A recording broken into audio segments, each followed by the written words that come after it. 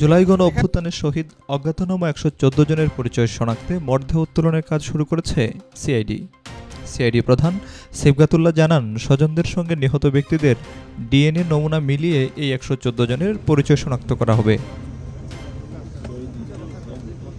রোববার সকালে রাজধানীর রায়েরবাজার কবরস্থান থেকে মরদেহ উত্তোলনের কাজ শুরু করেছে পুলিশের অপরাধ তদন্ত বিভাগ সিআইডি। তদন্ত কাজে সহযোগিতা করছে ঢাকা জেলা প্রশাসন, বাংলাদেশ পুলিশ ও ঢাকা উত্তর সিটি কর্পোরেশন ডিএনসিসি।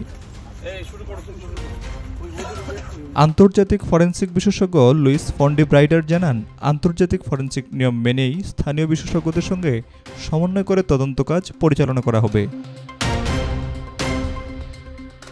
মরদেহ উত্তোলন করে ময়নাতদন্তের পর ডিএনএ নমুনা সংগ্রহ করে ফের ধর্মীয় রীতি অনুযায়ী দাফন করা হবে বলেও জানান তিনি।